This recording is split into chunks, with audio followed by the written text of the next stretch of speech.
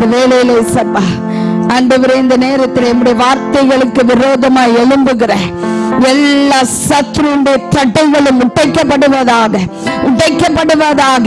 ஆண்டவரே, பேச விடாதபடிக்கு பலவீனத்தை கொண்டு வருகிற சத்துருடைய வல்லமைகள் தொகுத்தெறியப்படுவதாக. என் கரத்தின் நிழலினால் உன்னை மூடுவேன் என்று சொன்ன கர்த்தர், ஹல்லேலூயா, எல்லா தடைகளும் மாறுவதாக. வான மண்டலத்தின் பொல்லாத ஆவியின் சேனைகள் இயேசுவின் நாமத்தினால் ஹதமாக்கப்படுவதாக. அவிசுவாசத்தை கொண்டு வந்து ஆண்டவரே வார்த்தைகளை விதைக்க முடியாதபடி தடுக்கிற எல்லா ஆண்டவரே அவிசுவாசத்தையும் ஆண்டவரே கடிந்து கொள்ளுகிறேன். ஆண்டவரே, ஒவ்வொருவருக்குள்ளும் விசுவாசம் கொழுந்து விட்டு எறிவதாக. ஹல்லேலூயா. எத்தனை பிரசங்கங்கள் கேட்டாச்சு, எத்தனையோ செய்திகளை சொல்லியாச்சு, இன்னும் மாற்றமில்லையே என்று சொல்லி அவிசுவாசத்தோடு காணப்படுகிற பிள்ளைகளுடைய கடின இருதயங்கள் மாறுவதாக. வசனத்தை விதைக்க முடியாதபடி தடை பண்ணுகிற ஹல்லேலூயா அவிசுவாசங்கள் இயேசுவின் நாமத்தில் நிர்மூலமாக்கப்படுவதாக. எல்லாருக்குள்ள ஒரு விசுவாசம், ஹல்லேலூயா, விசுவாச வரம் செயல்படட்டும் ஆண்டவரே. ஹல்லேலூயா, விசுவாசம் ஒவ்வொருவருக்குள்ள தட்டி எழுப்பப்படுவதாக. ஹல்லேலூயா, ஹல்லேலூயா. விசுவாசத்தை துவக்குகிறவரும் முடிக்கிறவருமாகிய இயேசு கிறிஸ்துவே, ஒவ்வொருவருக்குள்ளும் அந்த விசுவாசத்தை இன்றைக்கு தொழிற்விட பண்ணும்படி ஜெபிக்கிறோம் ஆண்டவரே. தொடர்ந்து பொறுப்படுத்திக் கொள்ளுங்க, எங்களோடு பேசுங்க. தரை மட்டும் தாழ்த்துகிறோம், இயேசு மூலம் ஜெபிக்கிறோம் பிதாவே, ஆமென். ஹல்லேலூயா. இந்த நாளில் கர்த்தர் நம்மோடு பேசுவார். ஹல்லேலூயா. ஒரு மிஷனரி ஒருவர் கப்பல் பிரயாணத்திலே சென்று கொண்டிருந்தார். அவர் சென்று கொண்டு இருக்கும் பொழுது பலத்த காற்று அடித்தது. பலத்த காற்று நிமித்தமாய் கப்பல் சேதமடைந்தது. கப்பல் சேதமடைந்ததினால் அவர் அப்படியே தூக்கி வீசப்பட்டார். தூக்கி வீசப்பட்டு ஒரு கிராமத்திலே வந்து ஒதுக்கப்பட்டார். அப்பொழுது அந்த கிராமத்தில் இருந்த ஜனங்கள் ஓடி வந்து பார்த்த பொழுது அவர் உயிருக்காக போராடி கொண்டிருந்தார். உடனே அவருக்கு சிகிச்சை கொடுத்து அவருடைய உயிரை காப்பாற்றினார்கள். அந்த மனிதர் அங்கேயே வாழ ஆரம்பித்தார். அவர்களுடைய கலாச்சாரங்களை கற்றுக்கொண்டு அங்கே அவர்களோடு வாழ்ந்து கொண்டு நோய்பட்டவர்களை கண்ட பொழுது அவர்களுக்காக மனதுருகி செய்ய வேண்டிய காரியங்களை செய்தார். அதுபோல ஏழை மக்களுக்கு தீங்கு இழைக்கப்பட்ட போது அவர்களுக்காக வாதாடினார். பசியோடு இருக்கிற ஜனங்களை கண்ட பொழுது அவர்களுடைய பசியை தீர்த்தார். இப்படியாய் கிட்டத்தட்ட 20 வருடங்கள் அந்த கிராமத்திலே அவர் வாழ்ந்து கொண்டிருந்தார்.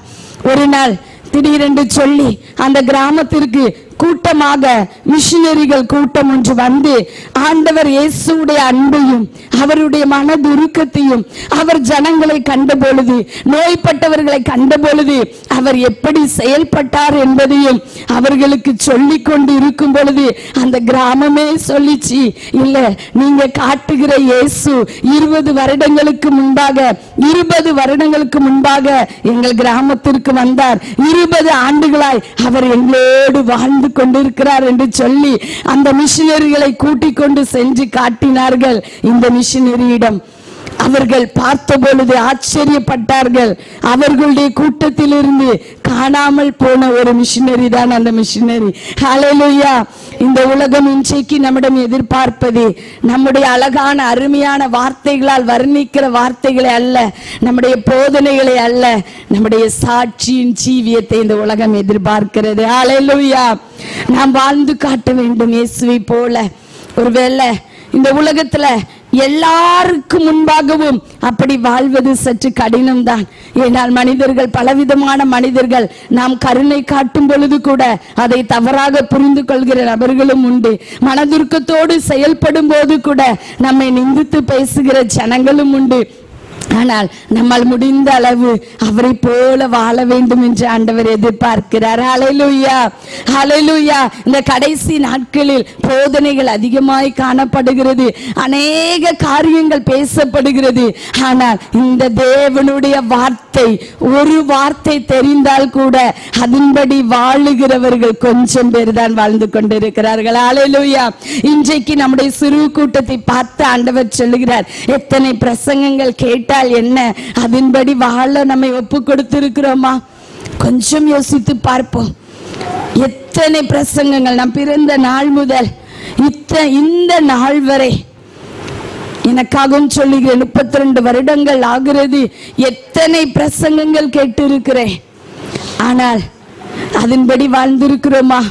ஒருவேளை 70% வாழ்ந்திருக்கோமா? 50% வாழ்ந்திருக்கிறோமா? அட்லீஸ்ட் ஒரு 10% நாம் வாசிக்கிற தியானிக்கிற அந்த வார்த்தைகளின்படி வாழ்ந்திருக்கிறோமா? இன்றைக்கு தேவன் எதிர்பார்த்து நிற்கிறார். ஹல்லேலூயா. சோர்ந்து போகாதிருங்கள். இன்றைக்கு ஆண்டவர் நம்மோடு பேசுவார். அதற்கு முன்பாய் அவருடைய இருதயத்தின் ஏக்கத்தை நம்மிடம் தெரியப்படுத்துகிறார். ஹல்லேலூயா. இன்றிலிருந்து எங்கே நீங்க போனாலும் சரி, ஆண்டவரே, அங்க சொல்லப்படுகிற ஒரு வசனத்திற்காவது நான் கீழ்ப்படிந்து நடக்க என்னை ஒப்பு கொடுப்பேன் என்று சொல்லி ஒப்பு கொடுக்க பழகி கொள்ளுவோம். கிறிஸ்தவ வாழ்க்கை வார்த்தை ஜாலம் அல்ல, கிறிஸ்தவ வாழ்க்கை வாழ்ந்து காட்டுகிற வாழ்க்கை. ஹல்லேலூயா. நம்மை பிராக்டிக்கலா அவருக்கென்று தயார்படுத்திக் கொள்ளுகிற வாழ்க்கை. வார்த்தை ஜாலம் உள்ளவர்கள், பட்டிமன்ற பேச்சாளர்கள் என்று சொல்லி அநேக ஜனங்கள் இருக்கிறார்கள். அது வாழ்க்கையை மாற்றாது. ஆனால் நம்முடைய வாழ்க்கையை மாற்றுகிற ஒரே ஒரு புத்தகம் இந்த ஆண்டவருடைய வார்த்தை. ஹல்லேலூயா. இந்த வார்த்தை ஒருபோதும் நம்மை வெட்கப்படுத்தாது. ஹல்லேலூயா. இந்த வார்த்தையை நம்பி வந்தவர்களுக்கு நித்திய பேரின்பம் உண்டு. ஹல்லேலூயா. இன்றைக்கு நான் ஆண்டவரே என்ன பேச வேண்டும் என்று சொன்ன பொழுது, ஆண்டவரே எனக்கு வார்த்தை தாரும் என்று சொல்லி அமர்ந்திருந்த பொழுது, ஆண்டவர் ஆவியானவர் என்னுடைய இருதயத்திலே ஒரு அழகான வார்த்தையை சொன்னார். நீ பேச வேண்டிய வார்த்தையே இந்த வார்த்தை தான் என்று சொல்லி. ஹல்லேலூயா.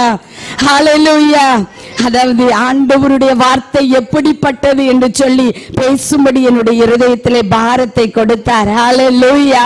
இந்த நாளிலே தேவன் உங்களை பார்த்து சொல்லுகிறார், நீ தண்ணீர்களை கடக்கும் போது நான் உன்னோடு இருப்பேன். நீ ஆறுகளை கடக்கும் போது அவைகள் உன்மீது புரளுவதில்லை. நீ அக்கினியில் நடக்கும் போது வேகாதிருப்பாய். அக்கினி ஜுவாலை உன் பேரில் பற்றாது. ஹல்லேலூயா. ஏசாயா 43:2. எல்லாரும் எடுத்துக்கொள்ளுங்க. எல்லாரும் சத்தத்தை உயர்த்தி இந்த வார்த்தையை வாசிக்க போகிறோம். எல்லாரும் சத்தத்தை உயர்த்தி, சிறு பிள்ளைகள் எல்லாரும் turn the Bible to chapter Isaiah 43:3. ஏசாயா 43:3க்கு நேராய் உங்களுடைய வார்த்தையை திருப்பிக் கொள்ளுங்க. எல்லாரும் சத்தமா இந்த வசனத்தை வாசிக்க போகிறோம். எல்லாரும் சத்தமாய், எல்லா சிறு பிள்ளைகளும் பைபிளை எடுத்துக்கொள்ளுங்க. அவர்களுக்குரிய பைபிளை எடுத்துக்கொள்ளுங்க. ஏசாயா 43:3. உங்களுடைய காதுகளிலே நீங்கள் வாசிக்கிற அந்த சத்தம் தொனிக்க வேண்டும். நான் தண்ணீர்களை கடக்கும் போது இயேசு என்னோடு இருப்பார். நான் ஆறுகளை கடக்கும் பொழுது அவைகள் என்மேல் புரளுவதில்லை. நான் அக்கினியில் நடக்கும் போது வேகாதிருப்பேன். அக்கினி சுவாலை என் பேரில் பற்றாது. ஹல்லேலூயா. இந்த வார்த்தை இன்றைக்கு கர்த்தர் உங்கள் ஒவ்வொருவருக்கும் வாக்குத்தத்தமாக தருகிறார். ஒருவேளை தண்ணீர்களை கடந்து கொண்டிருக்கிறேனே, என்னுடைய வாழ்க்கையில் ஆக்குகிறார். ஒருவேளை தண்ணீர்களை கடந்து கொண்டிருக்கிறேனே, என்னுடைய வாழ்க்கையில் அக்கினியாய் இருக்கிறது. ஆறுகளை போல பிரச்சனைகள் மாறி மாறி புரண்டு வந்து கொண்டிருக்கிறதே என்று சொல்லி நீங்கள் வேதனையோடு இருக்கலாம். இன்றைக்கு இந்த வார்த்தையை வாக்குத்தத்தமாக எடுத்துக்கொள்ளுங்கள். நீங்கள் தண்ணீரை கடக்கும் பொழுதும், நீங்க அக்கினியில நடக்கும் போதும் அவைகள் உங்களை சேதப்படுத்தாது. ஹல்லேலூயா. கர்த்தர் வாக்குத்தத்தம் கொடுத்து விட்டார். இந்த வார்த்தை நம்முடைய வாழ்க்கையில பலிக்க வேண்டும் என்று சொன்னார். சங்கீதம் 29 எல்லாரும் எடுத்துக்கொள்ளுங்க. சங்கீதம் 29 எல்லாரும் பைபிள்ல திருப்புங்க. சங்கீதம் 29 எடுத்துக்கொள்ளுங்க. அதிலே பாருங்க, 3வது வசனத்திலே இந்த தண்ணீர்கள் நம்மீது, அந்த தண்ணீர்கள் புரளாமல் இருக்க வேண்டும் என்று சொன்னால் கர்த்தர் கர்த்தருடைய சத்தம் தண்ணீர்களின் மீது தொனிக்க வேண்டும். ஹல்லேலூயா. நம்முடைய வாழ்க்கையில இருக்கிற ஆறுகளை போல புரண்டு கொண்டிருக்கிற போராட்டங்கள் நம்முடைய வாழ்க்கையிலே ஒருவேளை இந்த நாட்களிலே அக்கினியில் நடக்கிறது போல அனுபவங்கள் இருக்கலாம். அந்த அனுபவங்கள் மாற வேண்டும் என்று சொன்னால் நம்முடைய அக்கினியின் நடுவிலே கர்த்தருடைய சத்தம் தொனிக்க வேண்டும். நம்முடைய தண்ணீரை போன்ற ஆறுகளை போல புரண்டு கொண்டிருக்கிற வாழ்க்கையிலே கர்த்தருடைய சத்தமாகிய இந்த வார்த்தை தொனிக்கப்படும் பொழுது நம்முடைய வாழ்க்கையில ஒன்றும் நம்மை சேதப்படுத்தாது. ஹல்லேலூயா. இன்றைக்கு தேவன் சொல்லுகிற காரியம் அதுதான். உன்னுடைய ஆறுகளின் நடுவிலே என்னுடைய வார்த்தை இருக்கிறதா? உன்னுடைய தண்ணீர்களின் நடுவிலே என்னுடைய வார்த்தை இருக்கிறதா? உன்னுடைய அக்கினி ஜுவாலை போன்ற போராட்டங்களின் நடுவிலே என்னுடைய சத்தம் தொனிக்கிறதா? இல்லை என்று சொன்னால் சூழ்நிலைகள் தாறுமாறாய் போகிறதை கண்டு இது நடக்காது, இது முடியாது, இல்லை இல்லை இல்லை இல்லை என்று சொல்லுகிற அவிசுவாச வார்த்தை கடந்து போய் கொண்டிருக்கிறதா? கர்த்தருடைய வார்த்தை கடந்து போகிறதா? மனுஷிக வார்த்தை வெளிப்பட்டு கொண்டிருக்கிறதா? கொஞ்சம் யோசித்து பாருங்க. ஜல பிரவாகத்தின் மேல் கர்த்தர் உட்கார்ந்திருக்கிற அவருடைய சிங்காசனம் நம்முடைய வாழ்க்கை போராட்டத்தின் நடுவிலே கர்த்தருடைய சிங்காசனம் இருக்கிறதா? இல்லை ஏதோ ஒரு மனிதனை சிங்காசனத்தில் உட்கார வைத்திருக்கிறோமா? இல்லாவிட்டால் டாக்டரை உட்கார வைத்திருக்கிறோமா? இல்லாவிட்டால் நமக்கு மிகவும் உதவி நெருங்கி நம்முடைய நேசத்திலே, நம்முடைய பாசத்திலே, துன்பத்திலே, துக்கத்திலே நம்மோடு இருக்கிறவர்களை நாம் அந்த இடத்தில் வைத்திருக்கிறோமா? இல்லை, கர்த்தருடைய வார்த்தை இருக்கிறதா? ஈஸியா சொல்றோம். தண்ணீர்களை நடக்கும் போது உன்னோடு இருப்பேன் என்று சொன்னீரே, நான் தண்ணீர்களின் மத்தியில் இருக்கிறேனே, எனக்கு ஒரு வேதனையில முடிவு கிடையாதா என்று சொல்லுகிறோமே.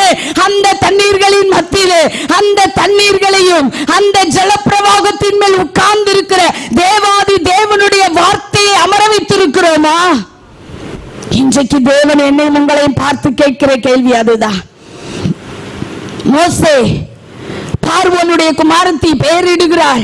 ஜலத்தினின்று அவனை பிரித்து எடுத்தேன் என்று சொல்லி யாத்ராகமம் 2ஆம் அதிகாரத்திலே மோசே என்று சொல்லி அவனுக்கு பெயரிடுகிறாள்.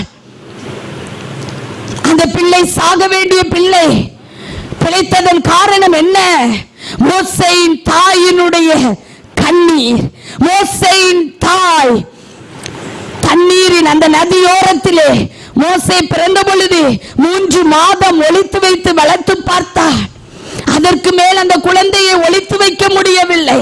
ஐயோ, என் பிள்ளையை வளர்ப்பதற்கு ஆசையா இருக்கிறது, ஆனா இப்பொழுது அதை சாக கொடுக்க வேண்டுமே, நான் தண்ணீர்களிலே கொண்டு போடுகிறேன். அந்த தண்ணீர் அந்த பிள்ளையை சாகடிக்காது. ஏனென்றால் என் தேவன் தண்ணீர்களின் மேல் வீற்றிருக்கிறவர் என்று அவள் அறிந்திருந்தாள். ஹல்லேலூயா. அந்த குழந்தையை தண்ணீரின் மேலே நதியோரத்திலே வைத்துவிட்டு தூரத்திலே அதன் தமக்கை பார்த்து கொண்டிருக்கிறார். அங்கே நடந்தது என்ன? பார்வோனுடைய குமாரத்தி ஸ்நானம் பண்ண வந்தாள். தண்ணீர்களின் மத்தியிலே வீற்றிருக்கிற தேவன் அவளை ஸ்நானம் பண்ணும்படி அந்த இடத்திற்கு அழைத்து கொண்டு வந்தார். வா, தண்ணீர்களிலே போராடி கொண்டிருக்கிற என் மகனை காப்பாற்றுவதற்கு நீ தேவை என்று சொல்லி அரண்மனையில் இருந்து ஒரு ராஜகுமாரத்தை வர வைக்க முடியும் என்று சொன்னார். உங்களுடைய என்னுடைய வாழ்க்கையில புரண்டு கொண்டிருக்கிற ஆறுகளாய் இருக்கிற நம்முடைய வாழ்க்கையில போராட்டங்கள் எங்கோ இருந்து ஒரு நபரை கூட்டிக் கொண்டு வர அவர் வல்லவராய் இருக்கிறார். அவள் தாதிகள் அப்படியே நடந்து கொண்டு இருக்கும் பொழுது, அதை நீங்கள் கவனமாய் வாசித்தால் தெரியும். யாத்ராகமம் 2ஆம் அதிகாரத்திலே அவள் அந்த நாணல் பெட்டியை திறந்த பொழுது அதுவரை சும்மா இருந்த பிள்ளை அழுதது. ஏன் அழுதது? கர்த்தருடைய சத்தம் அங்கே மோசேயின் அழுகையாய் வெளிப்படுகிறது. ஏன்? அந்த தாதிக்கு அந்த பிள்ளையின் மீது இரக்கம் வருவதற்காக. ஹல்லேலூயா. ஒருவேளை நீங்க நினைக்கலாம், ஜல பிரவாகத்தில் போய்கொண்டு இருக்கிற என்னுடைய வாழ்க்கையில இரக்கம் காட்டுவதற்கு, மனிதாபிமானம் பார்த்து என்னை நடத்துவதற்கு கூட யாரும் இல்லையே என்று நீங்கள் வேதனைப்படலாம். ஆனால் மோசேயினுடைய தாயும் தமக்கையும் தூரத்திலே நிற்கிறார்கள். மோசே நாணர் பெட்டியிலே ஒன்றும் அறியாத மகனாய் அப்படியே இருக்கும் பொழுது அவனை பார்த்த உடனே அந்த குழந்தை அழுதது. அந்த குழந்தை அழுதது. அந்த குழந்தையை அள வைத்தது தேவன். அது மாத்திரமல்ல, அந்த தாதிக்கு இரக்கத்தை கொடுத்தது தேவன். ஹல்லேலூயா. இன்றைக்கு உங்களுடைய வாழ்க்கையில அநேகருடைய இரக்கங்களை ஆண்டவர் கட்டளையிட போகிறார். அநேகருடைய இரக்கங்கள், கடினமான இருதயங்கள், உங்களுக்கு விரோதமாய் கடினப்பட்டு பேசுகிற இருதயங்களை லகுவாய் ஆண்டவர் மாற்றி கொடுக்க போகிறார். அதுதான் நம்முடைய தேவன் தண்ணீர்களின் மத்தியில இருக்கிறவர். ஹல்லேலூயா. அத பாருங்க, தண்ணீர்களை கடக்கும் போது நான் உன்னோடு இருப்பேன், ஆறுகளை கடக்கும் போது அவைகள் உன்மேல் புரளுவதில்லை. ஏன்? நான் உன்னோடு இருப்பேன், அது உன்னை சேதப்படுத்தாது. ஹல்லேலூயா. ஒன்றே கர்த்தருடைய சத்தம் அந்த தண்ணீர்கள்ல தொனிக்கணும். கர்த்தருடைய சத்தம் என்று சொன்ன உடனே அப்படியே கர்த்தருடைய சத்தம் ஒவ்வொரு காரியங்களும் தொனிக்கும் என்பது அல்ல. நம்முடைய சத்தம் கர்த்தருடைய ஆவியானவரோடு இணைந்து விசுவாசமுள்ள சத்தமாய் வெளிப்பட வேண்டும். ஹல்லேலூயா. நீ என்னை மேற்கொள்வதில்லை என்று சொல்லி சூழ்நிலைகளை பார்த்து தைரியமாய் சொல்லுகிற கிருபை வேண்டும். தண்ணீர்களை பார்த்து பேசுகிற கிருபை ஆண்டவர் இன்றைக்கு கட்டளையிடுவாராக. ஆறுகள் நம்மீது புரளாத வண்ணம், அது நம்மை சேதப்படுத்தாதபடி காக்கிற தேவன் நம்மோடு கூட இருக்கிறார் என்ற அந்த விசுவாசத்தை இன்றைக்கு ஆவியானவர் நம் மத்தியிலே பொழிந்தருளி கொண்டிருக்கிறார். ஹல்லேலூயா. ஹல்லேலூயா. எத்தனை பேர் கொஞ்சம் யோசிச்சு பாருங்க. ஐயோ, போராட்டம் போராட்டம் என்று நாம் போராடுகிறோம். அங்கே கர்த்தருடைய வார்த்தை இருக்கிறதா? கர்த்தருடைய சத்தம் தண்ணீர்களின் மேல் தொனித்தது, மோசேயை உயிரோடு காப்பாற்றியது. ஹல்லேலூயா. இன்றைக்கு நம்மை காப்பாற்றும்படியாய், போராட்டங்களிலிருந்து விடுவிக்கும்படியாய் அந்த சத்தம் உங்கள் காதுகளை நோக்கி தொனித்துக் கொண்டிருக்கிறது. ஹல்லேலூயா. அடுத்ததாக, கர்த்தருடைய சத்தம் வல்லமையுள்ளது. ஹல்லேலூயா. கர்த்தருடைய சத்தம் மகத்துவம் உள்ளது. ஹல்லேலூயா. இது நம்ம ஈஸியா சொல்லிரோம், கர்த்தருடைய சத்தம் வல்லமையுள்ளது, கர்த்தருடைய சத்தம் மகத்துவம் உள்ளது என்று சொல்லி. லாசருடைய வாழ்க்கையை பாருங்க. யோவான் 11ஆம் அதிகாரத்தில் லாசரு மரித்து 4 நாளாகிவிட்டது. மரித்த அனுபவம். உடனே அங்கே இயேசு சென்ற பொழுது அங்கே அநேகர் சொல்லுகிறார்கள், இவர் வியாதியஸ்தர்களை சுஸ்தமாக்கினவர் தானே, குஷ்டரோகி சுகமாக்கினவர் தானே, இவர் லாசரு வியாதியோடு இருக்கும் போது வந்திருந்தால் சுகமாக்கி இருக்கலாமே என்று சொல்லி ஒரு கூட்டம் கேட்டது. ஆனால் என் இயேசு அந்த கூட்டத்தோடு சேர்ந்து கண்ணீர் விட்டார். மரியாள் மார்த்தாளை கண்ட பொழுது அவர் ஆவியிலே கலங்கி திகைத்தார். எதற்காக கலங்கினார்? எதற்காக கலங்கினார்? என்னால முடியாது. நம்ம அநேக நேரத்துல நம்முடைய நெருங்கிய உறவினர்கள் வியாதிப்பட்டு இருக்கும் பொழுது, அவர்களை பார்க்கும் பொழுது நம்மை அறியாமலே நம்முடைய கண்களிலிருந்து கண்ணீர் தாரை தாரையாய் ஓடும். இல்லாவிட்டால் ஆண்டவர் யாரையாவது கொடுத்து பாரத்தை நமக்கு கொடுக்கும் பொழுது, அவர்களுக்காக நாம் செபிக்கும் பொழுது நம்மை அறியாமல் கண்ணீர் வழிந்தோடும். இயேசு கண்ணீர் விட்டார். எதற்காக தெரியுமா? இந்த பிள்ளைகள் இவ்வளவு நாளும் பாடுபட்ட நாள் முடிவுக்கு வந்தது. இன்றைக்கு என் பிள்ளைகளுக்கு நான் புதிய வாழ்க்கையை கொடுக்க போகிறேன் என்று சொல்லி ஆண்டவர் அந்த இடத்துல அவர்களோடு அந்த கூட்டத்தோடு சேர்ந்து அவரும் கண்ணீர் விட்டு அழுதார். ஆனால் அவருக்கு தெரியும் இன்றைக்கு லாசரு உயிரோடு எழப்போகிறான் என்று சொல்லி. ஆனால் ஆறுதலாய் அவர்களோடு சேர்ந்து அவர் கண்ணீர் விட்டார். ஹல்லேலூயா. இன்றைக்கு கர்த்தருடைய சத்தத்தை பாருங்க. எல்லாரும் இப்படி சொல்றாங்க, கொஞ்ச நாளைக்கு முன்னாடி வந்திருக்கலாமேன்னு சொல்லி. நம்முடைய வாழ்க்கையில் அநேக தடவை நம்ம நினைப்போம், ஆண்டவரே இந்த சத்தியம் 1 வருடத்திற்கு முன்பாக எனக்கு தெரிஞ்சா நான் அதை அப்படி போயிருக்குமே என்னோட வாழ்க்கைன்னு சொல்லி அநேக நேரங்களில் யோசிச்சிருக்கோம். இல்ல, ஆண்டவருடைய எல்லாவற்றையும் அதினதின் வேலைகளிலே செய்வார். ஹல்லேலூயா. நம்ம நினைப்போம் நம்முடைய வாழ்க்கையிலே அநேக காரியங்கள் நாட்கள் கடந்து விட்டது, ஆண்டவரே எனக்கு முதல்ல தெரிஞ்சிருந்தா நல்லா இருந்திருக்குமே நினைப்போம். இல்ல, சகலவற்றையும் நேர்த்தியாய் அவர் செய்வார். லாசரு வாழ்க்கையில் என்ன நடந்தது? மரித்து போயிருந்த லாசருவை பார்த்து என் தேவன் இயேசு கிறிஸ்து என்ன சொன்னார்? லாசருவே வெளியே வா என்று உரத்த சத்தமாய் கூப்பிட்டார். ஹல்லேலூயா. கர்த்தருடைய சத்தம் வல்லமையுள்ளது. ஹல்லேலூயா. என்ன நடந்தது? அந்த லாசரு உயிரோடு வெளியே வந்தான். ஹல்லேலூயா. இதுதான் மிரக்கிள். ஹல்லேலூயா.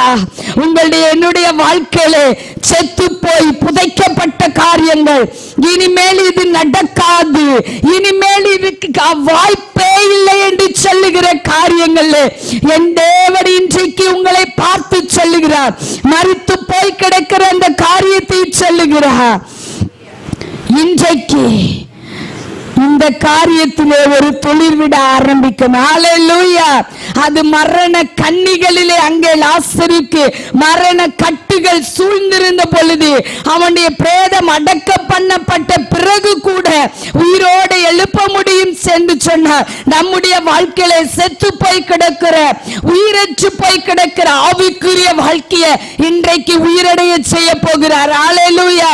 எந்த காரியத்திற்கு இனி சான்ஸே இல்லை நீங்க நினைக்கீங்களோ அந்த காரியத்திலே என் தேவனுடைய சத்தம் தொனிக்க போகிறது. ஹல்லேலூயா.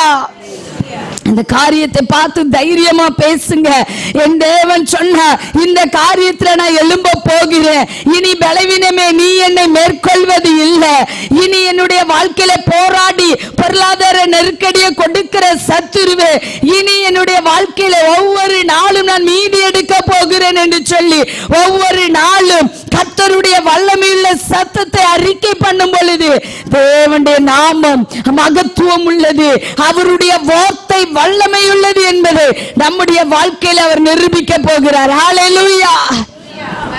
எலியா எலிசா மூலம் அற்புதம் செய்தவர் இந்த நாளில் நம் மூலமாய் நிச்சயம் செய்வார். ஹல்லேலூயா.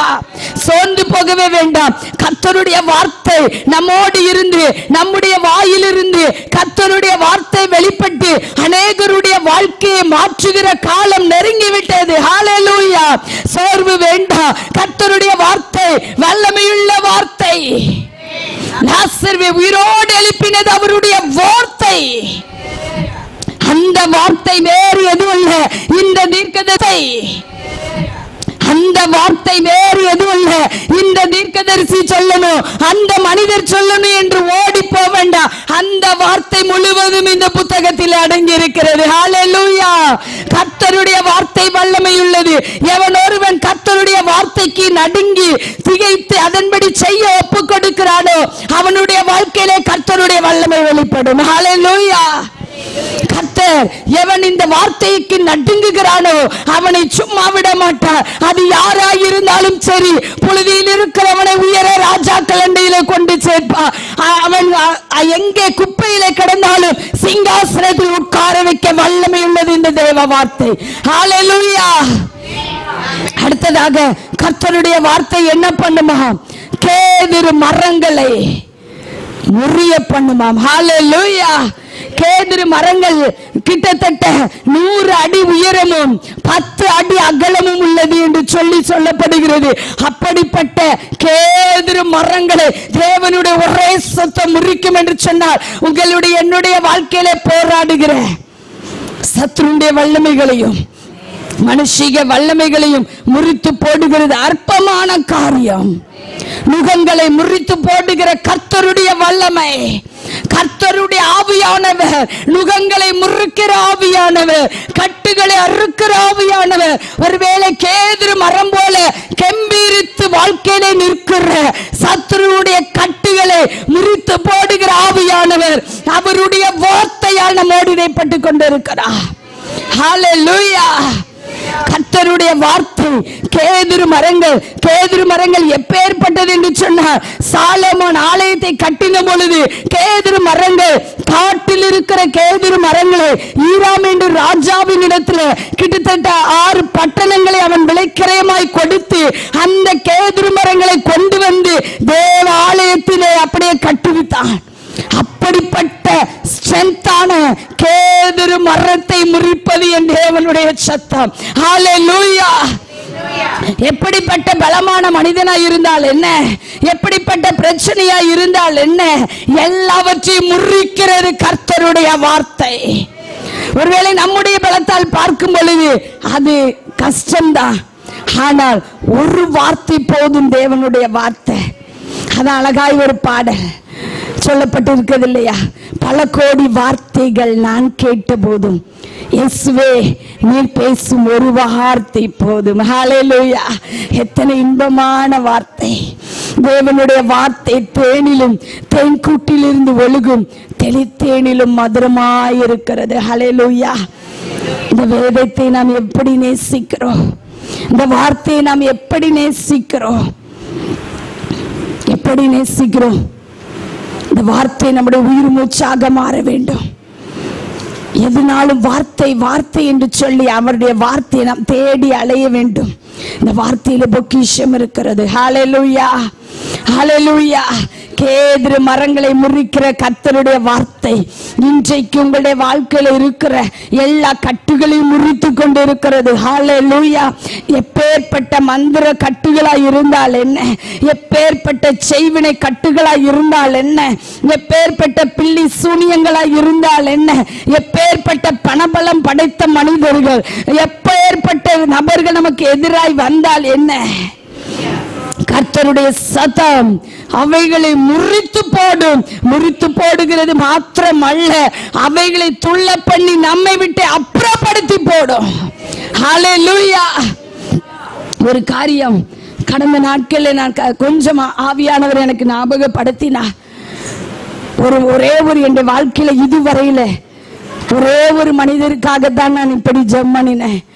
ஆண்டவரே, அநியாயமாய் பழி சுமத்தப்படுகிறது, இந்த ஒரு மனிதர் மாத்திரம் என்னுடைய கண்களிலே இனி படவே கூடாது ஆண்டவரே. நான் மனதார மன்னிக்கிறேன், ஆனா என் கண்களிலே படுகிற மாதிரி இருக்கக்கூடாது ஆண்டவரே என்று சொல்லி ஒரு மனிதருக்காக நான் மிகவும் வேதனைப்பட்டு மிகவும் பாரப்பட்டு ஆண்டவரிடத்துல ரொம்ப ஜெபித்தேன். வெளியே தெரியாது, பயங்கரமாய் கண்ணீர் விட்டு பல ஆண்டுகளுக்கு முன்பாக கண்ணீர் விட்டு அழுது மன்றாடி ஜெபித்தேன்.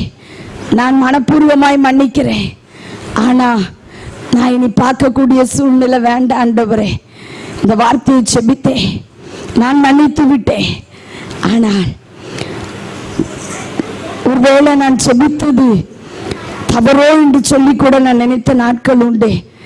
இதுவரை நான் இன்னும் அந்த மனிதனை என் கண்களில் பார்க்கவில்லை. ஆனால் எங்கிருந்தாலும் நன்றாய் இருக்க வேண்டும் சொல்லி நான் ஜெபிக்கிறேன். ஹல்லேலூயா! நம்முடைய கர்த்தர் நமக்கு எதிராய் ஒரு மனிதன் எழும்பும் பொழுது அவன் எப்பேற்பட்ட கொம்பனா இருந்தால் என்ன, அந்த குடும்பத்தையே துள்ள பண்ணி அப்படியே டிரான்ஸ்பர் பண்ணி விடுவார். ஹல்லேலூயா! நாம் டிரான்ஸ்பர் ஆக அவசியம் இல்லை, அந்த குடும்பங்களை டிரான்ஸ்பர் பண்ணி விடுவார். ஹல்லேலூயா! என் தேவன் உண்மையுள்ளவர். வேலை பார்க்க இடமாய் இருந்தால் என்ன, ஒரு சில வருடங்களுக்கு முன்பாய் 4-5 பேர் எதிராய் வந்த பொழுதே ஒரே ஒரு காரியம், எனக்கு ப்ரமோஷன் கிடைத்ததினால் கூட்டமாய் சேர்ந்த பொழுதே நான் வீட்டிலே செபித்தேன். யாருக்கும் தெரியாது.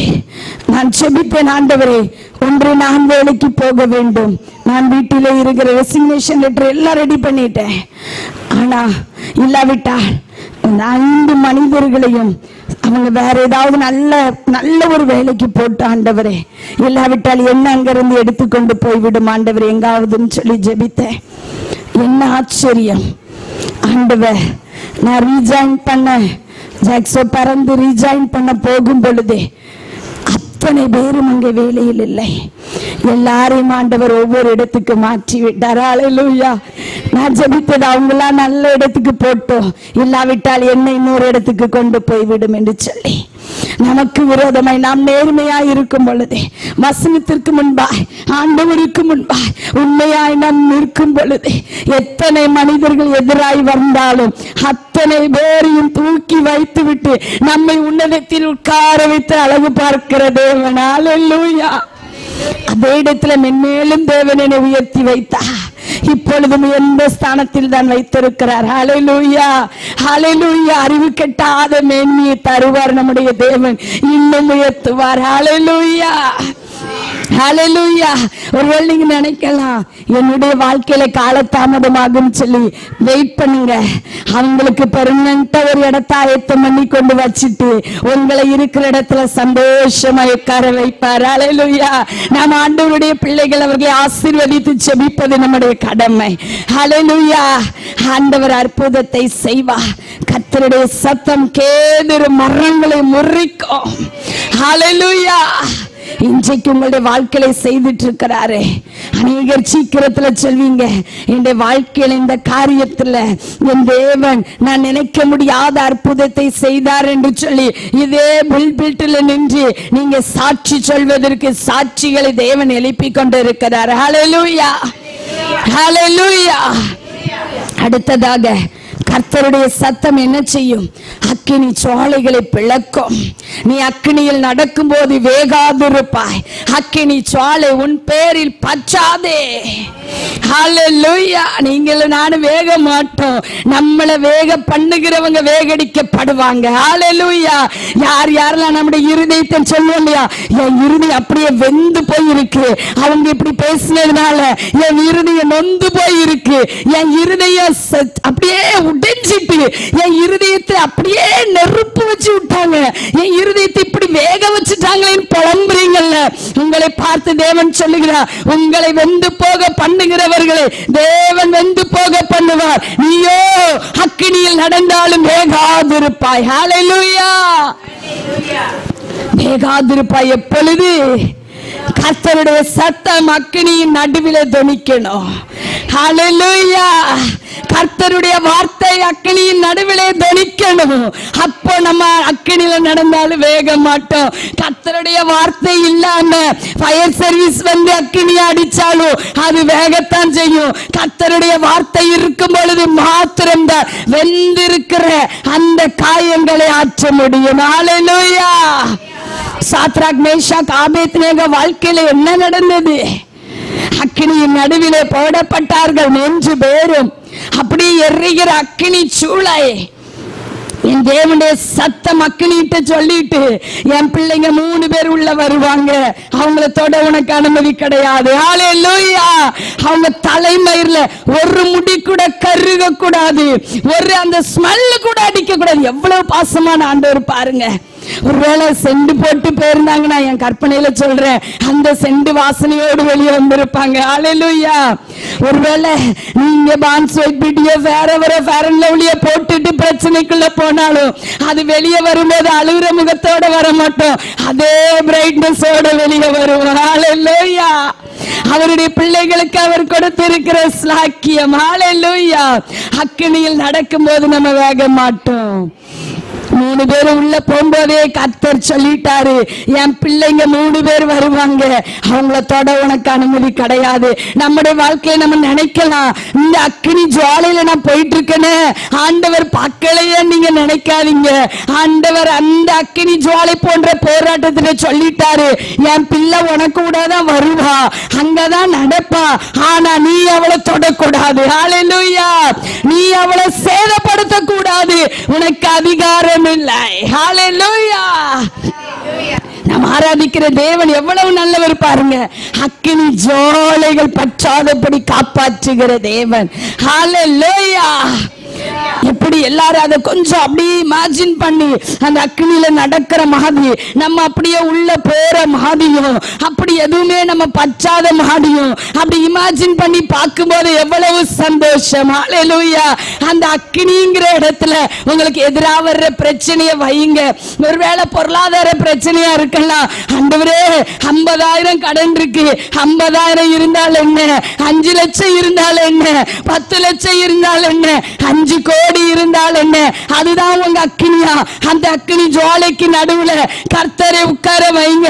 ஆண்டவரே, இந்த கடன் என்னை பற்ற கூடாது, இந்த கடன் பாரம் என்னையும் என் குடும்பத்தையும் பற்றி பிடிக்க கூடாது, இந்த கடன் பாரத்தின் நிமித்தமா என்னுடைய சந்ததி கஷ்டப்படக்கூடாது, நான் கஷ்டப்படக்கூடாது. கணவனா இருந்தா சொல்லுங்க, இந்த கடன் பாரத்தினால் என் மனைவி பிள்ளைகள் பாதிக்கப்படக்கூடாது. ஒருவேளை மனைவியா இருந்தா சொல்லுங்க, இந்த கடன் பாரத்தினால் என் கணவனோ என் பிள்ளைகளோ பாதிக்கப்படக்கூடாது. ஒருவேளை குடும்பத்தை தாங்குகிற தகப்பனை தாயா இருந்தாலும் சரி, மாமியார் மருமகள் யாராய் இருந்தாலும் சரி, நாம் ஆண்டவரே இந்த கடன் பிரச்சனை மூலம் என்னுடைய குடும்பத்தை, இந்த கடன் பிரச்சனை மூலம் அநியாய வட்டிக்காரர்கள் எங்கள் குடும்பத்தை பிடிக்க கூடாது, அவர்கள் நிமித்தம் நான் அவமானப்படக்கூடாது, கடன்காரர்கள் என் குடும்பம் அவமானப்படுத்தக்கூடாது. நீங்க சொல்லும் பொழுது அந்த கடன் பாரம் உங்களை பற்றாது. பற்றாது என்று சொன்னால் பற்றி பிடிக்காது, அது அப்படியே உங்களை கண்டு ஓடி போயிடும். ஹல்லேலூயா, ஹல்லேலூயா. ஒண்ணு கர்த்தருடைய சத்தம் அந்த நடுவுல இருக்கணும். கர்த்தருடைய சத்தம் அங்க நடுவுல இருக்கணும். கடன்காரருடைய சத்தம் மேல இருக்க கூடாது. புருஷனையோ மனைவியோ பிள்ளைகளையோ பாவுல இருக்கணும். கடன்காரருடைய சத்தம் மேல இருக்க கூடாது. புருஷனையோ மனைவியோ பிள்ளைகளையோ பார்த்து நீங்க என்ன இதை அடைக்கவா போறீங்க, உங்களால இனி முடியாது, நாம் செய்கிற வேலையில இவ்வளவு சம்பாத்தியம் வந்தாலும் முடியாதுன்னு சொல்லி ஒரு நாளும் சொல்லாதீங்க. இந்த வார்த்தைகள்னால சோதிச்சு பாருங்க. கர்த்தருடைய சத்தத்தை தொனிக்க பண்ணி பாருங்க. கடன் பிரச்சனை மாறும், பொருளாதார நெருக்கடி மாறும். உங்களுடைய வியாபாரமா இருந்தாலும் சரி, குடும்ப வாழ்க்கை என்ன பிரச்சனையா இருந்தாலும் சரி, கர்த்தருடைய சத்தத்தை தொனிக்க பண்ணுங்க, எல்லாம் தலைகீழாய் மாறி போகும். ஹல்லேலூயா. நான் எல்லாவற்றையும் உயிருள்ள சாட்சியை உங்களுக்கு சொல்லிக் கொண்டிருக்கிறேன். இப்போது சொல்லுகிற அத்தனை காரியங்களையும் என் வாழ்க்கையில நான் பிராக்டிக்கல்ல நடைமுறைப்படுத்தி கொண்டுதான் வந்து சொல்லுகிறேன். எனக்கு செய்த ஆண்டவர் உங்களுக்கு நிச்சயம் செய்வார். ஹல்லேலூயா. அவர் நடத்துவார். மீதியான துணிக்கைகளை எடுக்க செய்வார். எத்தனை லட்சமோ பொன்னும் வெள்ளியும் கர்த்தருடையது. ஹல்லேலூயா. பொன்னும் வெள்ளியும் அவருடையது. ஏற்ற நேரத்தில் எல்லாவற்றையும் அவர் செய்வார். ஹல்லேலூயா. நீங்கள் செய்ய வேண்டியது கர்த்தருடைய சத்தத்தை நடுவுல வைக்கணும். முடியாதுங்கிற வார்த்தை நடுவுல இருக்க கூடாது. ஆண்டவரே 20,000 தான் என்னுடைய சம்பளம், கடன் 20 லட்சம் இருக்கலாம், இல்ல 10,000 தான் என்னுடைய சம்பளம், கடன் 10 லட்சம் இருக்கிறது, எப்படி மாறும் என்று கேட்கிறீங்களா? அதுதான் கர்த்தருடைய சத்தம். ஹல்லேலூயா.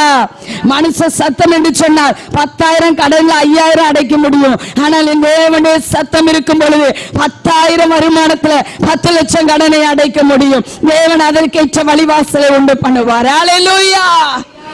வருமானத்தையோ குடும்ப ஸ்டேட்டஸையோ வைத்து எடை போடாதீங்க. கர்த்தருடைய சத்தம். கர்த்தர் தாவீது எங்க இருந்தா? ஆடுகளுக்கு பின்னாடி போயிட்டு இருந்தவன சமஸ்த இஸ்ரவேலுக்கும் ராஜாவாக உயர்த்த முடியும் என்று சொன்னார். என்னையும் உங்களை உயர்த்துவது ஏமாத்திரம். ஹல்லேலூயா, ஹல்லேலூயா. அடுத்ததாக கர்த்தருடைய சத்தம் பெண்மான்களை ஈனும்படி செய்யுமா? 2 ராஜாக்கள் 19:3 எசேக்கியா ராஜா சொல்லுகிறார், அசீரியா ராஜாக்கள் கூட்டம், அசீரியா ராஜா வருகிறான். அப்ப எசேக்கியா ராஜா சொல்லுகிறான், ஆண்டவரே பேறுகாலம் சமீபித்திருக்கிறது, பிள்ளை பெறவோ பலன் இல்லை. அது எதை மீன் பண்ணுகிறது?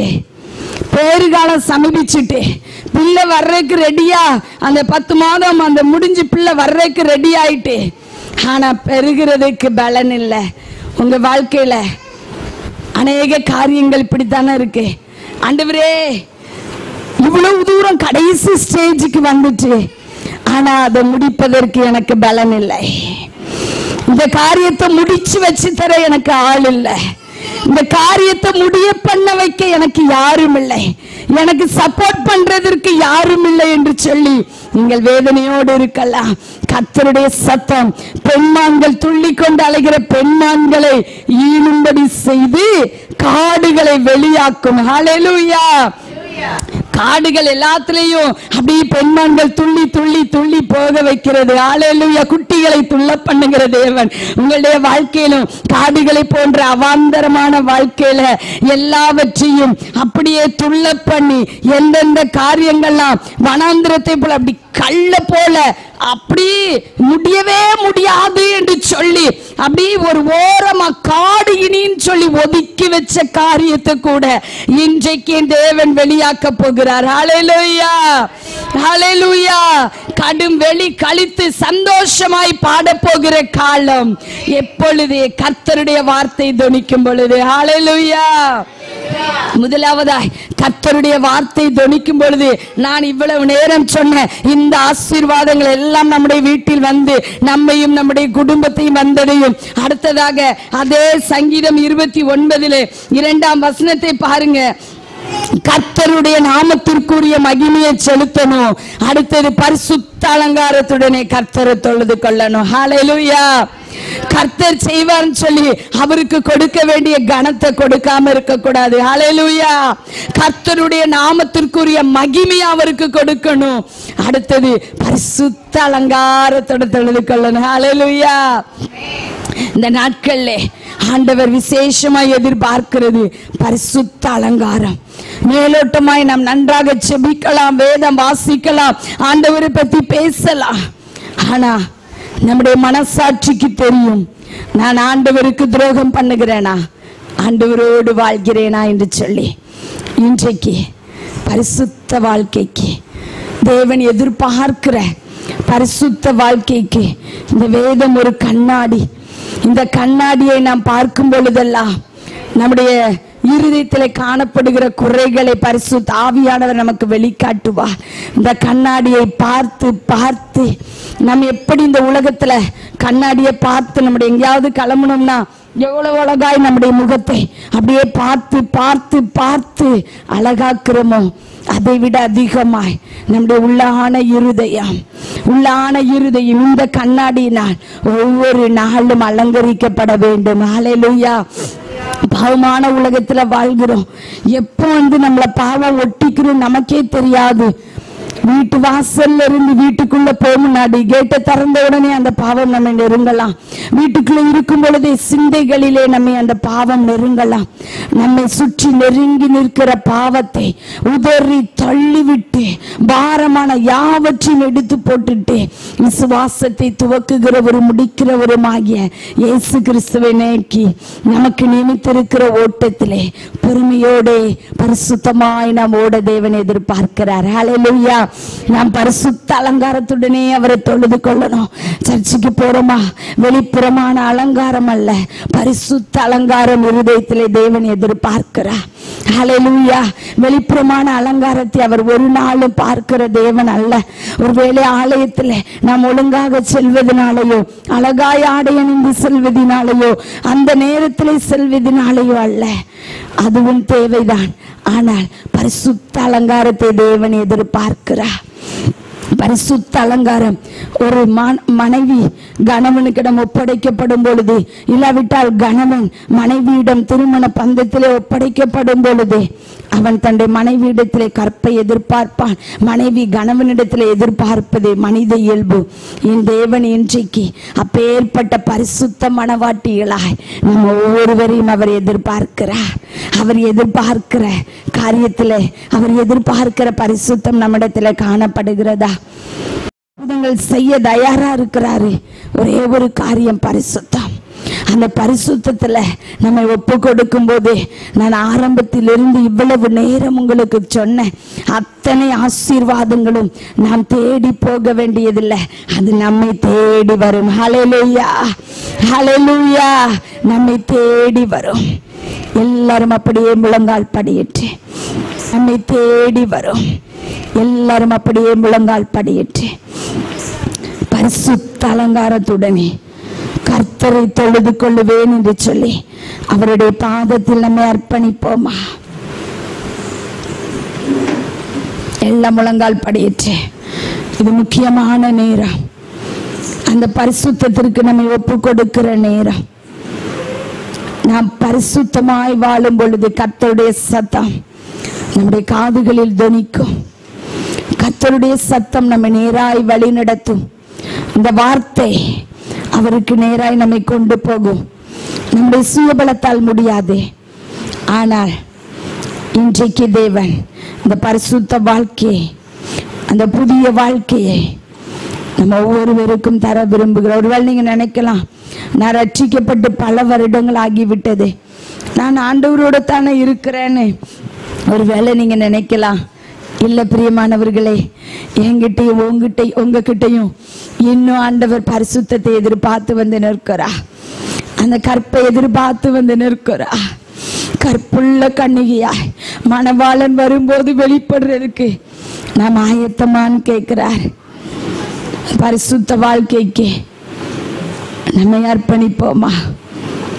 சிந்தையிலே உட்கார்ந்த இடத்துல எங்கெல்லாம் அலமோதி வருகிறோம். வார்த்தையிலே எத்தனை பேரை சாகடிக்கிறோம்.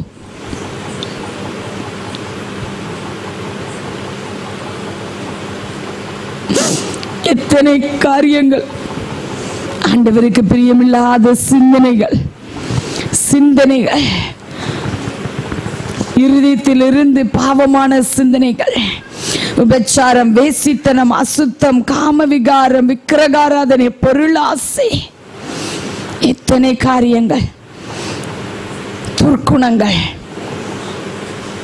சுய நலங்கள், சுய நீதிகள்,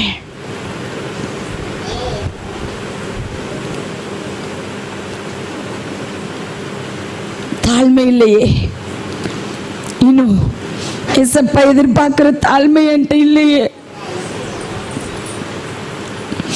இன்னும் ஏசப்பா எதிர்பார்க்கிற இறக்கம் என்கிட்ட இல்லையே.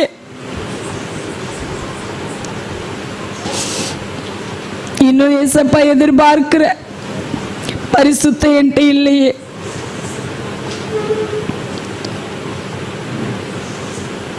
நல்லா இருக்கும், ஒரு போன்ல பேசி பாவத்துல விழுந்துடுறோம். நல்லா இருக்கிறோம், ஒரு SMS பார்த்தோன்னு பாவத்துல விழுந்துடுறோம். எத்தனை காரியங்கள், பாவமான காரியங்கள் நம்முடைய வாழ்க்கையில. ஆவியானவர் துக்கப்பட்டு கொண்டே இருக்கிறார். என்னுடைய சத்தம் வல்லமில்ல சத்தம் என் பிள்ளைய வாழ்க்கையில துணிக்கன்னு ஆசையா போறேன். ஆனா என் பிள்ளையை துக்கப்படுத்தி அனுப்பிடுறாள். நான் சொல்றத கேட்கறதுக்கு அவட்ட காது இல்லையே. துக்கத்துல கிடந்து அழுதுட்டு கிடக்கா. எனக்கு உதவிச்சு யாரும் இல்ல அழுறா. ஆறுதலான வார்த்தையை நான் அவ பக்கத்துல இருந்து சொல்லிட்டு இருக்கேன். ஆனா அதை கேட்கக்கூடிய காது அவளுக்கு இல்லையே. வழி தெரியலையே புலம்புற. வழிய காட்டுறதுக்கு பாதையாவ முன்னாடி போய் நிக்கிறேன். அதை பார்க்கிற கண்கள் அவள்கிட்ட இல்லையே. ஆவியானவர் ஏக்கத்தோடு கேட்கிறார்.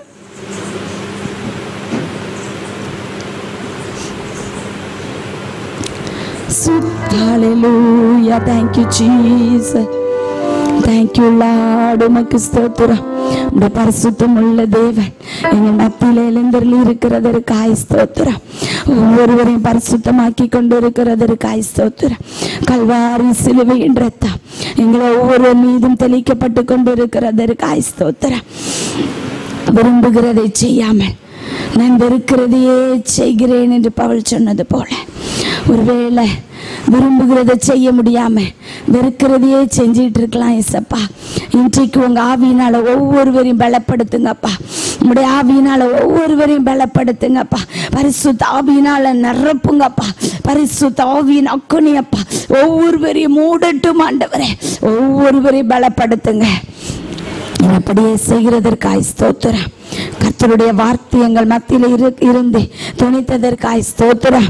கர்த்தருடைய வார்த்தை தண்ணீர்களின் மேல் நடக்கும் பொழுதோ ஆறுகள் புரளும்படி பிரச்சனைகள் வந்தாலும் கர்த்தருடைய வார்த்தை எங்களுக்கு ஜெயம் தரப்போகிற வார்த்தை இருக்கிறதற்காய் ஸ்தோத்திரம். கர்த்தருடைய சத்தம் எங்களுடைய வாழ்க்கையில வல்லமையுள்ள சத்தமாய் வெளிப்பட போகிறதற்காய் ஸ்தோத்திரம். கர்த்தருடைய சத்தம் எங்களுடைய வாழ்க்கையில அக்கினி ஜுவாலைகளை பிளக்கிற வார்த்தையாய் வெளிப்பட்டதற்காய் ஸ்தோத்திரம். கர்த்தருடைய சத்தம் எங்களுடைய வாழ்க்கையில் இருக்க அத்தனை கேதுரு மரங்களை முறித்ததற்காய் ஸ்தோத்திரம். கர்த்தருடைய சத்தம் ஆண்டவர் ஒவ்வொருடைய வாழ்க்கையில் இருக்கிற காடுகளை வெளியாக்குகிறதற்காய் ஸ்தோத்திரம்.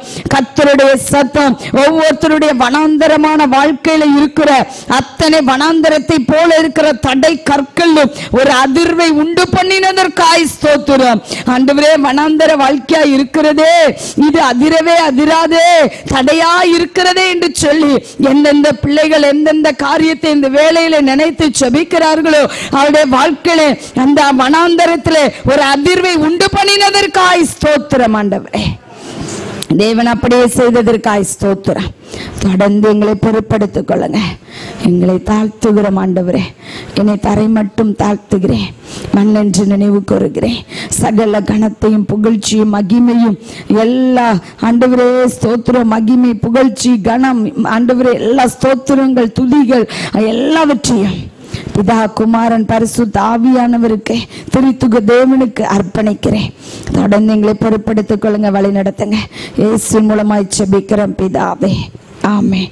ஹல்லேலூயா, ஹல்லேலூயா, ஹல்லேலூயா.